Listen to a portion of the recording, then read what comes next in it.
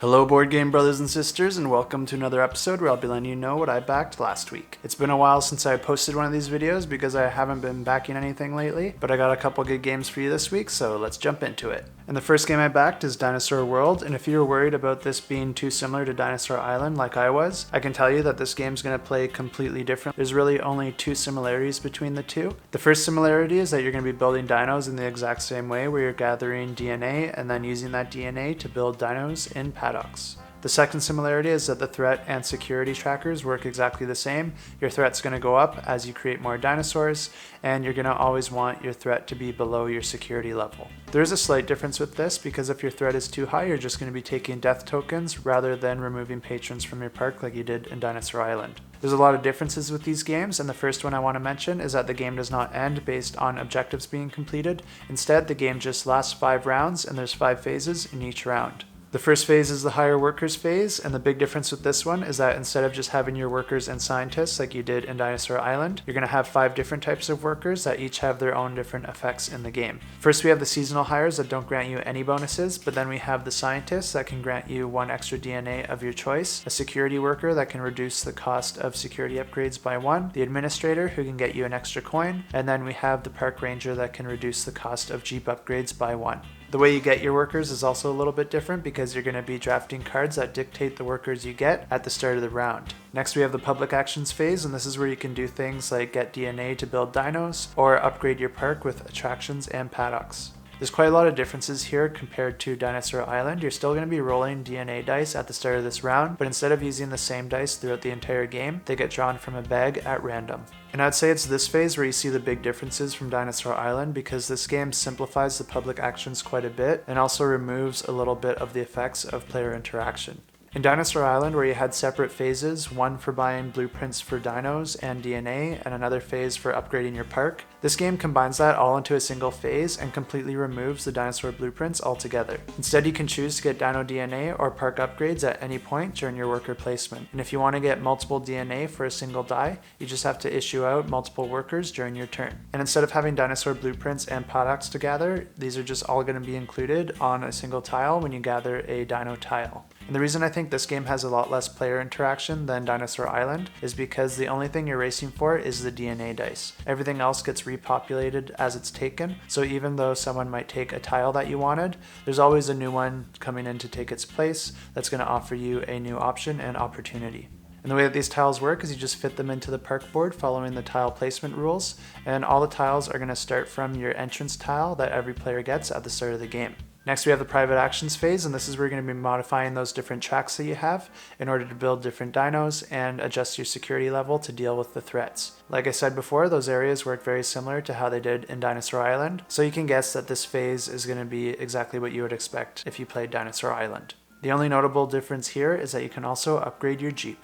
And this comes in handy for the Jeep Tour phase. And during this phase, you put your Jeep at the entrance tile to your park, and then you can move your Jeep up to as many times as you have unlocked on your Jeep track. And each tile you enter is going to allow you to act on the ability that that tile offers. Visiting a tile will grant you excitement, but each time you visit it, it will grant you less and less excitement and can even begin costing you excitement. This is interesting because excitement essentially becomes a currency where you're gaining it in order to spend it in other areas. Unlike Dinosaur Island, you don't actually get to keep the excitement after this round. It always gets reset during the cleanup phase. If you ever visit a tile that has a dino on it, you also have to roll the associated threat die, and you have to take death tokens equal to the amount that you roll. The last phase is just the income and cleanup phase, and this continues until the end of the game, and the player with the most victory points wins the game. That wasn't a rules explanation, I just wanted to go over everything to explain the differences between this and Dinosaur Island, because that was my biggest concern when I was getting into this campaign. If you do want to know exactly how to play, definitely check out the videos listed on the campaign, because all those content creators did a phenomenal job, and I definitely recommend checking those out.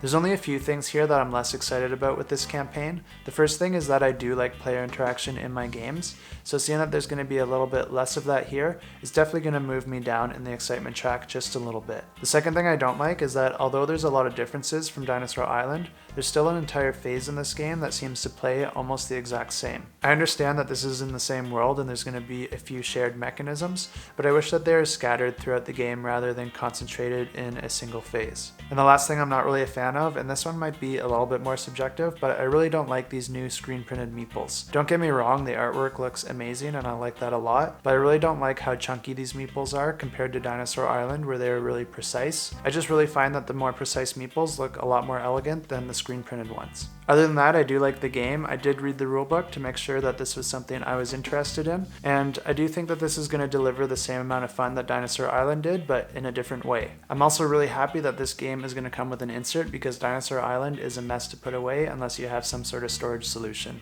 Regarding the price, I think the price tag on this is amazing value. The nice thing is that they've already proven the franchise, so you're taking some of the guesswork out, and you can assume that if you liked Dinosaur Island, you're most likely going to like this game as well. On top of that, when you consider the amount of cardboard in this game, plus all the different meeples and the custom dice, this price starts to look really, really attractive. And what really blows me away is that Pandasaurus continues to offer metal dice as part of the pledge, whereas other publishers would throw that as an add-on easily for $25 or $30 extra. Plus they're going to be including even more Kickstarter exclusive stretch goals as the campaign progresses, which is only going to add to the value you get if you purchase this game. Regarding the RAWR and Write, I think it'd be perfectly safe to get that one at retail, and you probably won't miss out on a whole lot, but we'll see before the campaign ends. I expect that you could probably get it at a better price at the time as well, and it's always better to hang on to your money as long as possible rather than giving away an interest-free loan. But Pandasaurus has done such a great job with how they've run their campaigns and treated their backers that you really can't feel too bad about it if you decide to get that game as well.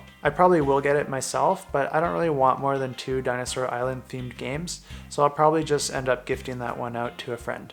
And the next one I backed is called the 7th Citadel, and this is one that the more and more I read about it, the more excited I am about this game. Just like with Dinosaur World, this one has a lot of differences from its predecessor, 7th Continent, and I'll go over a few of those now as well. First of all, the theme for this one is going to be a lot different. Instead of being on an island, this is going to take place in a post-apocalyptic medieval fantasy universe. This one is going to have a darker tone to it, and if you watch Rado's final thoughts, this was an area that he had some issues with, especially with some of the implications that the narrative seemed to make. I just wanted to point that out because the designer did come out and say that those implications were unintentional and those areas are going to be reworded, and this game is safe for players 14 and older.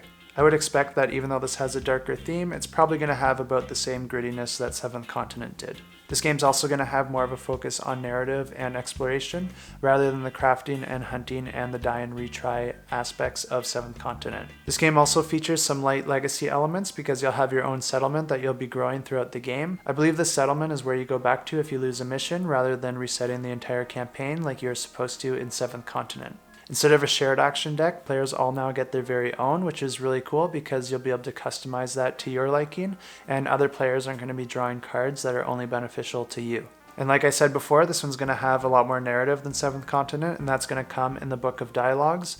And this is going to have different numbers on it that reference different cards. And I think it'll be really interesting to see how they integrate that with the game and what sort of new puzzles they came up with. The price for this is also very reasonable. If I were to compare it to a game of similar scope like 𝗚𝗺𝗲, the price for this is actually cheaper on the Kickstarter than what I can go buy 𝗚𝗺𝗲 for in retail. All the legacy elements rely on the Citadel leaflet, and I'm pretty sure that the game comes with 2 already, but you can pay €5 in the add-ons to get 7 more of those if you think that you're going to be playing this more than twice. Honestly, I think this is a no-brainer. If you're going to be paying this much for a game, you're probably going to want to have that security that you can play this more than twice. And if you ever plan to sell this game afterwards, you're going to get a lot more for it if there's actually some leaflets in the game, because you're probably going to end up using the ones that come in the game if you play it yourself first. Regarding the card sleeves, you don't really need to sleeve all your cards, you just need to sleeve the action deck because those are the ones that get shuffled repeatedly.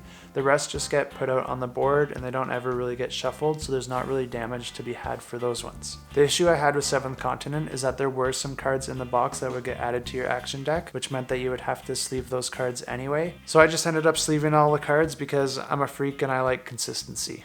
And the last campaign I backed is the Ice Dice Ice Tray. I had no idea this one was being released, but I saw it and I thought it was awesome and hilarious.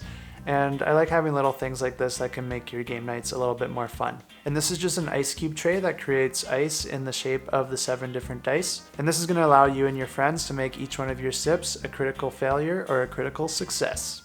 I'll put all these links down in the description below if you want to check them out, and until next time, keep that shelf cluttered and the table full.